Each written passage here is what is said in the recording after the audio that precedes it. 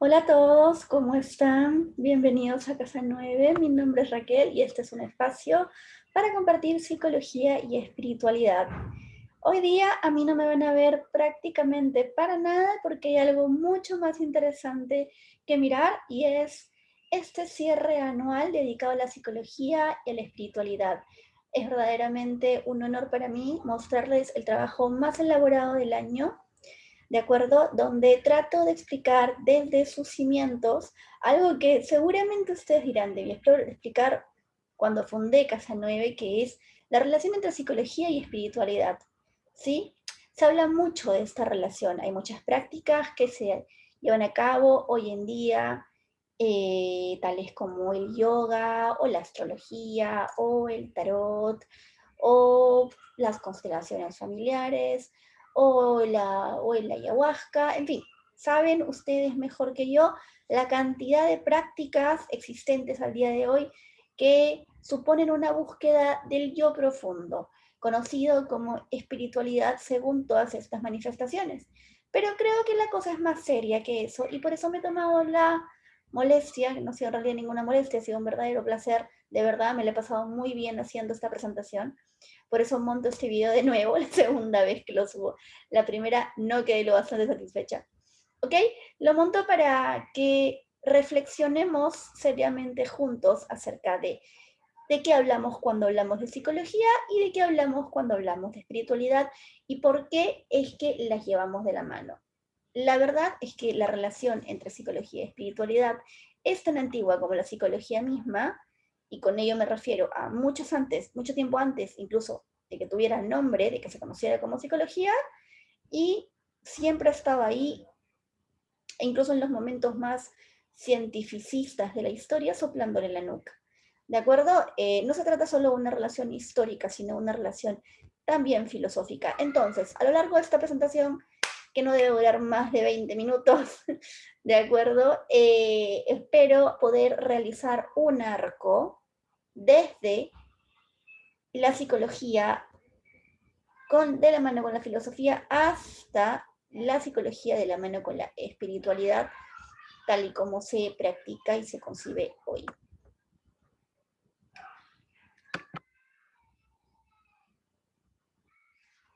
Vamos con esto. Bien, psique. ¿Qué entendemos por psique? Significa aire frío en sentido literal y en sentido figurado, alma. Se forma el sustantivo psique, que alude al primer aliento del ser humano, el cual permanece en él hasta su muerte. Es decir, para los griegos, para los antiguos griegos, la psique era el primer aliento, ¿de acuerdo?, que inspiraba un bebé al nacer. Con ello se pensaba que tragaba su alma, digamos, ¿no? Y que la llevaría adentro hasta el momento de su muerte, en el cual el alma saldría de su boca como una exhalación. Luego veremos por qué esto es tan vigente, ¿ok? Por ello, la palabra psicología proviene del griego psico o psique, que, de la cual viene pues alma, ¿no? Y de ahí deriva su sentido hacia actividad mental, y por otro lado está logía, que significa estudio o tratado. Por lo tanto, la psicología significa estudio o tratado de la psique o estudio tratado del alma. ¿De acuerdo? Entonces, antes de que existiera la psicología esta moderna que conocemos en Occidente, ya se hablaba de las ciencias del alma. ¿Okay? Así era como se conocían antiguamente. La psicología se conocía como las ciencias del alma.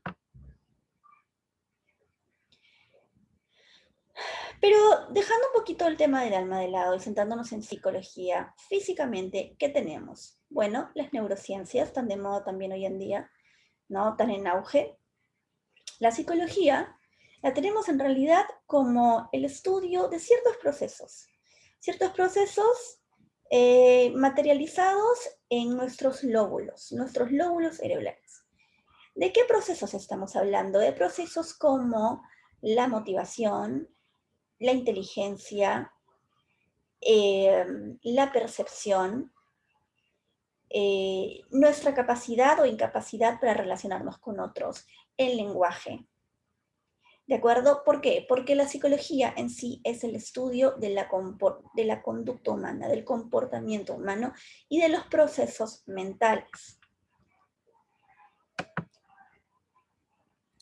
En el mundo moderno existen todas estas instituciones y esta materialización de la psicología diversificada en distintas vertientes, ¿no?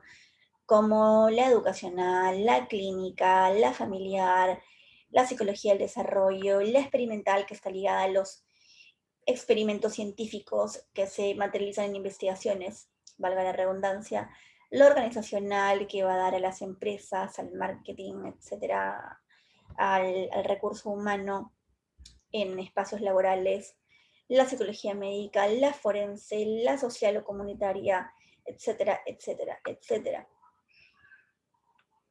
Eso hace la psicología. Bien, pero desde un punto de vista histórico, encontramos que de hecho ya se hacía psicología mucho antes de tener nosotros estas concepciones modernas. En la Edad Media, y aún antes, ¿no? Pero sobre todo en la Edad Media se hablaba de la demonología, las posesiones, la magia, lo sobrenatural, las trepanaciones, es decir, todo lo que tenía que ver con el interior tenía connotaciones religiosas. Eso quiere decir, dicho sea de paso, punto muy importante, que por espiritualidad entendemos religión, no, son cosas totalmente diferentes. La religión es volver la espiritualidad un dogma, una institución. Todas las personas que siguen una religión se supone que se alinean a una fe organizada a través de leyes, de normas, y que se vive, por lo tanto, de manera colectiva y social, no tanto espiritual, sino social, como una práctica cultural insertada en la sociedad. Mientras que la espiritualidad es un proceso mucho más íntimo y que por lo tanto no es repetible entre varios seres humanos. Es la relación directa con la trascendencia, sin ninguna institución que medie entre la divinidad y nosotros, o entre nosotros en el mundo social y nuestro yo más íntimo, ¿de acuerdo? La religión se supone que cumple también ese rol de comunicarnos, servir de puente entre el yo social con el que sobrevivimos todos los días, nuestro ego, y el yo íntimo en relación con nuestra esencia, ¿no? Bueno, en la fe no existe tal cosa, en la fe entendida desde la espiritualidad no existe tal cosa, y por eso en cierto modo la religión y la espiritualidad son dos cosas opuestas.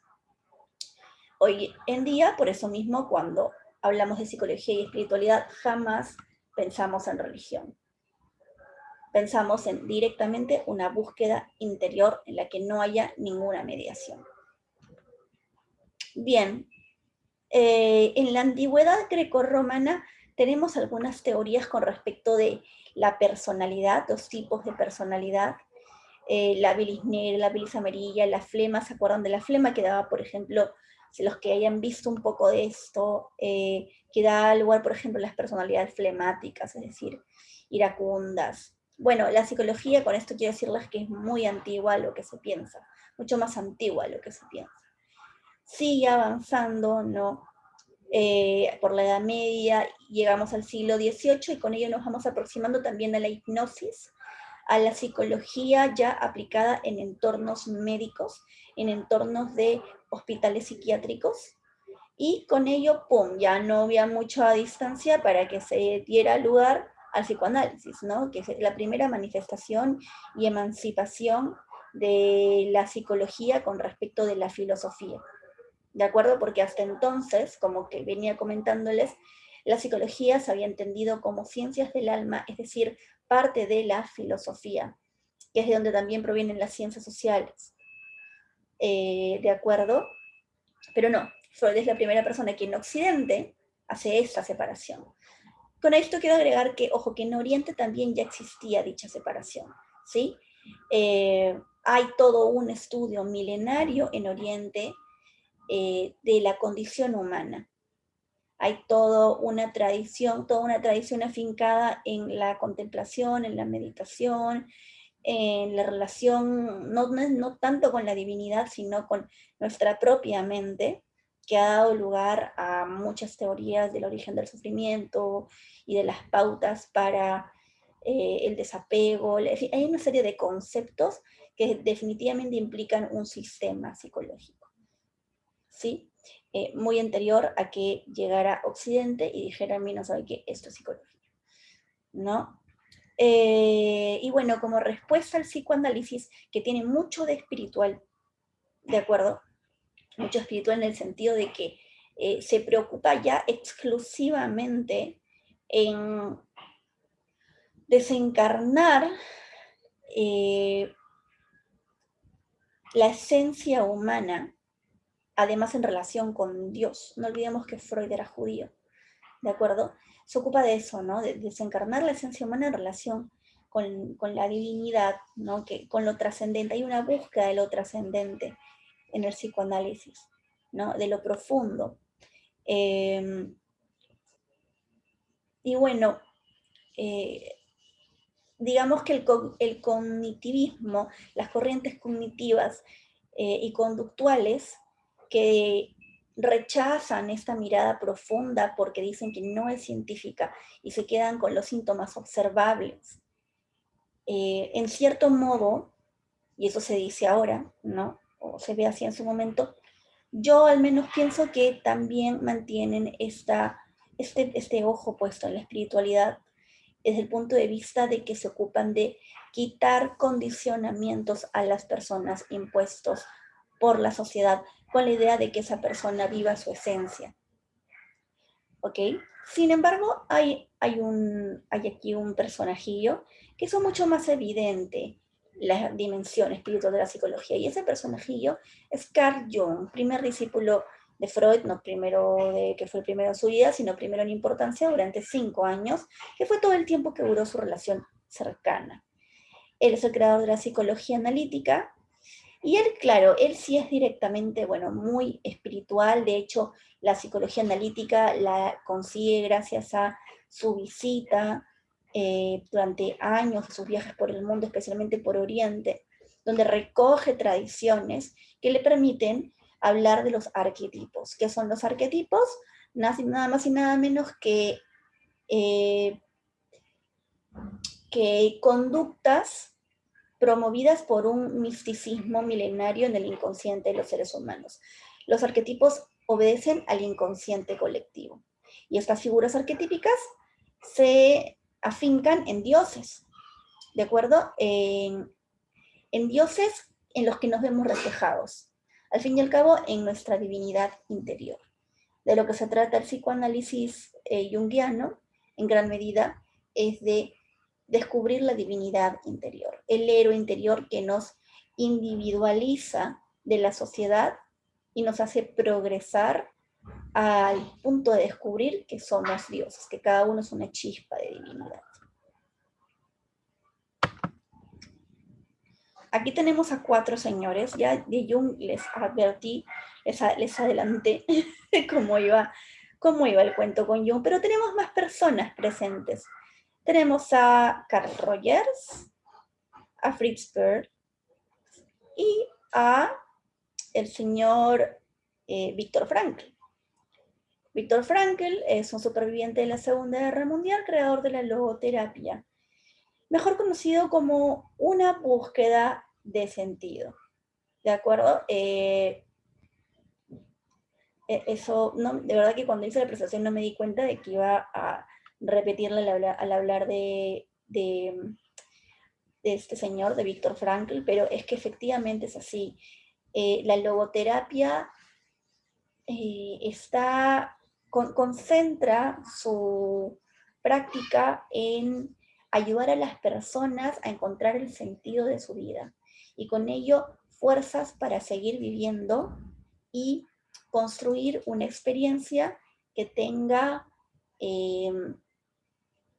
no quiero decir sentido nuevamente, quiero explicarles a qué me refiero con esto en caso no quede claro, y es que se trata de construir una vida que valga la pena de ser vivida, ¿de acuerdo? Y todas las herramientas están en función de eso, darse cuenta de que uno tiene un destino, no un destino externo, sino un destino que a uno le haría feliz construir, ¿de acuerdo? Por otro lado tenemos a Fritz Perl. Fritz Perl es el fundador, digamos, o uno de los fundadores de la psicoterapia Gestalt, conocida como el aquí y ahora. Básicamente la psicoterapia Gestalt toma reminiscencias de la psicología Gestalt, que es un estudio de las percepciones, de acuerdo, alemán, pero también toma otras cosas que son mucho más relevantes y que tienen que ver con el descubrimiento de las emociones. El descubrimiento de las emociones independientemente de cuánto encajen o no en la sociedad, y del yo profundo con eso. Entonces, claro, nuevamente ahí estamos aludiendo a una espiritualidad latente, no, en el encuentro con el yo profundo, con uno. Carl Rogers finalmente también seguirá esta línea, ¿no? Y nos hablará de bueno, mecanismos más agresivos que tenía él en terapia, de los mismos objetivos. Pasa pues que en realidad hay algo muy importante que no les mencioné, y es que en todo este proceso, mientras el psicoanálisis y también la terapia cognitiva conductual estuvieron vigentes, la psicología fue básicamente patológica. La psicología se concentró en el elemento patologizante, en la enfermedad, en el ser humano como un enfermo. ¿De acuerdo? Pero esto cambia, claro, o sea, es entendible si nos fijamos en que estas psicologías surgen en un entorno médico. Los primeros psicólogos fueron psiquiatras. Cuando la psicología sale de estos espacios y se centra en la persona, llaman la atención las partes sanas de esa persona. Descubrimos que sí, hay una parte enferma en los seres humanos, pero hay una parte sana. Y en ese sentido hay que decir que Carl Jung y Carl Rogers, este señor que ven aquí abajo, hacen un estupendo trabajo. Todos en realidad, ¿no? Estos cuatro, ¿no? Y Abraham Maslow, que lo veremos en un momento, esos cinco, hacen un gran trabajo en la divulgación de psicologías que se hagan preguntas como, ¿y las personas felices qué hacen con su vida? ¿Dónde están las personas felices? ¿Todos son infelices? Y las personas que toman buenas decisiones, ¿cómo se conducen en la vida?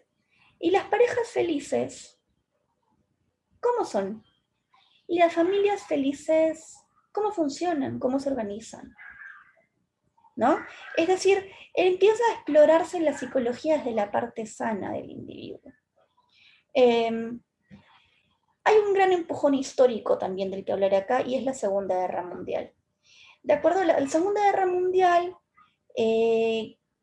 deja, como ustedes ya deben saber, un gran sentimiento de vacío y de decepción en Europa. Se trata de eventos que realmente generan un trauma en estas sociedades. Después de la Primera Guerra Mundial se pensaba que no volvería a haber una guerra mundial.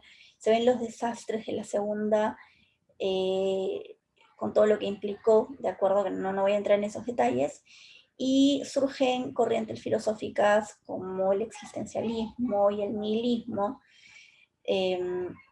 divulgadas para conocimiento general, de acuerdo, tal como se conocen hoy en día por personajes como Albert Camus, o como Jean-Paul Sartre, o como Simone de Beauvoir, ¿no?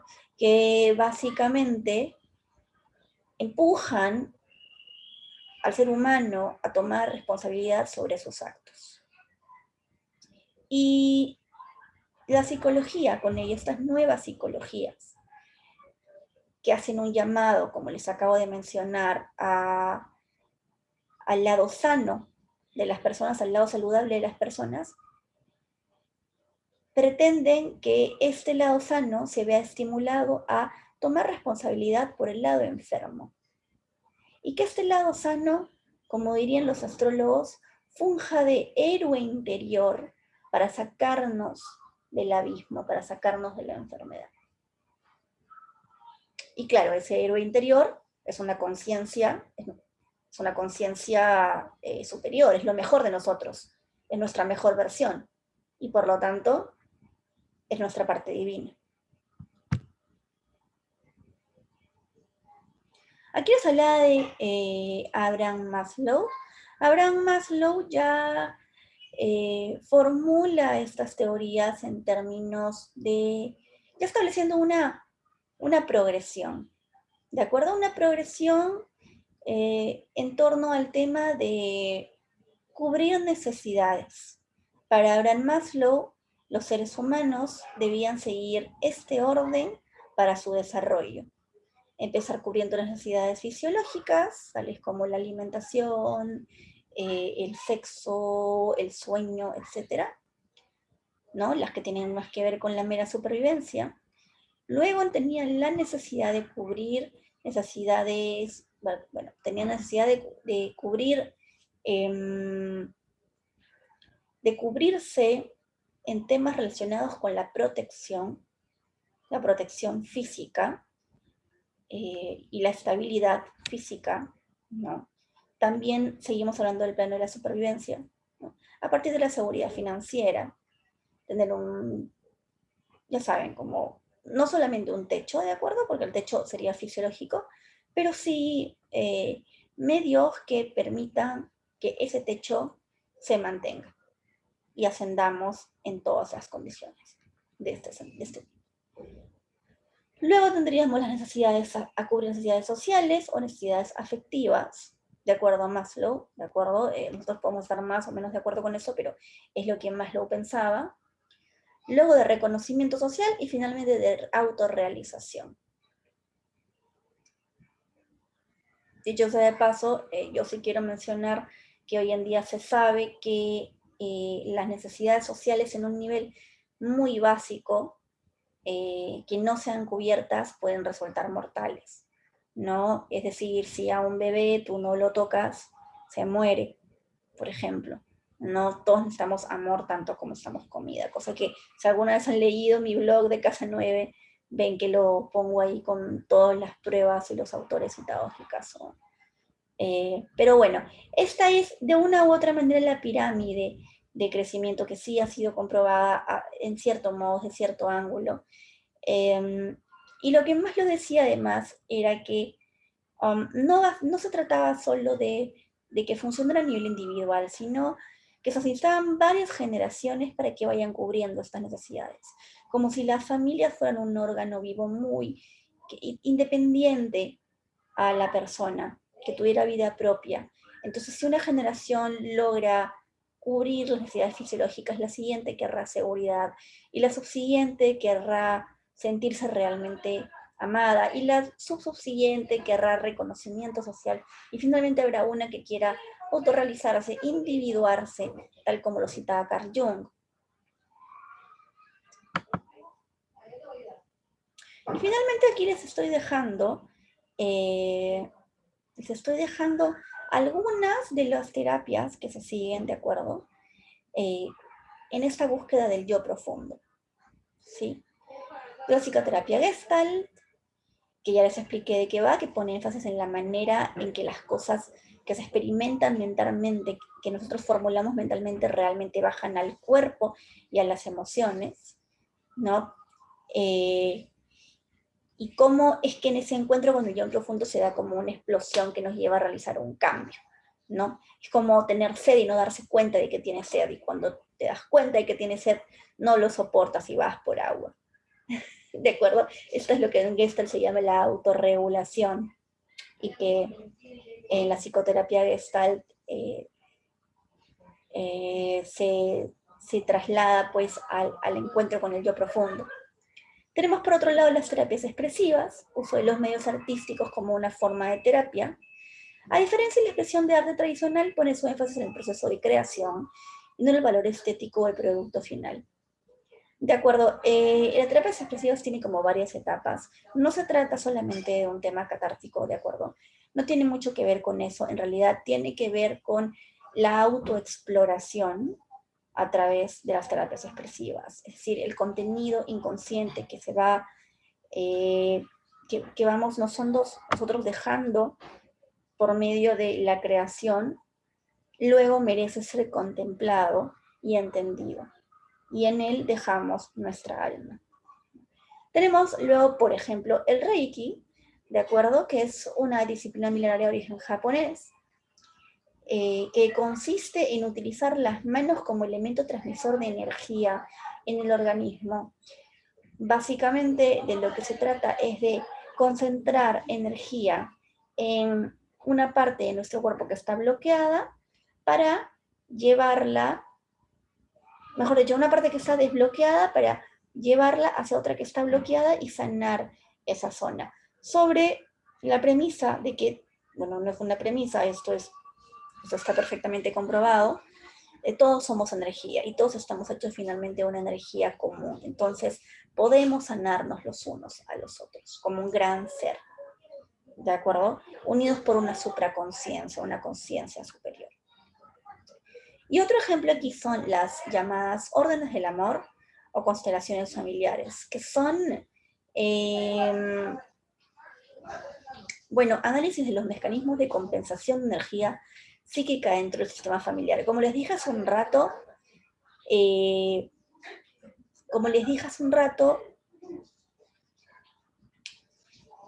las familias, los árboles genealógicos tienen vida para este pensamiento. Yo estoy de acuerdo porque lo he podido ver en determinados tratamientos. Y tienen, pues, son organismos vivos con un funcionamiento independiente del que tenemos los seres humanos. Y como tales, pues, se enferman y se sanan. Y en un árbol genealógico, una constelación familiar, existen las llamadas lealtades familiares, ¿no? Tomamos de nuestros padres y pasamos a nuestros hijos, tomamos un rol en el árbol, ¿no? Y cuando estos roles se invierten o no se llegan a manifestar o se guardan como secretos, ¿no? En la familia, la siguiente generación igual va y suple o manifiesta de alguna forma ese secreto que fue guardado, ¿no? Y eso tiene que sacar a la luz para poderlo sanar. Las órdenes del amor tienen que ver con los roles sociales, ¿no? Que tiene la madre, que tiene el padre, que tiene cada uno de los hijos de mayor a menor, y que ya implican una identidad que se encarna en el árbol familiar. Y como les venía mencionando, cuando el padre hace de madre, de acuerdo a las constelaciones familiares, y la madre hace del padre, o los hijos cuidan de los padres en lugar de que fuera al revés, cuando se altera este orden es que sucede la alteración en todo el árbol genealógico, que va a buscar siempre maneras de reorganizarse hacia abajo, perjudicando a otros miembros de la familia. Es como buscar en el alma de la familia, básicamente, el alma del árbol. Bien, esto era un poco nada más lo que quería comentarles. Sí, me parecía como muy importante que quedara claro un poquito más a fondo cuál es la relación entre psicología y espiritualidad. Yo sé que esto ha sido breve, pero bueno, me parece importante que se supiera que es un tema serio y que es un tema que ha acompañado siempre, siempre, siempre la psicología. Primero desde la filosofía, ahora desde la espiritualidad, así entendida el día de hoy, pero siempre ha estado muy presente, ¿no? Y lo seguirá estando. De hecho, creo que ahora con más fuerza que nunca. Cualquier duda, sugerencia, no duden en dejármela en sus comentarios. Y por favor suscríbanse a Casa 9 porque así me motivan a hacer más contenido e ir investigando poco a poco juntos. Yo también estoy aprendiendo de todas estas corrientes e integrándolas con las corrientes de la psicología científica para promover conocimiento, sabiduría y bondad en este pequeño mundo. Cada uno a dejar su huella. Muchísimas gracias, un abrazo y nos vemos pronto.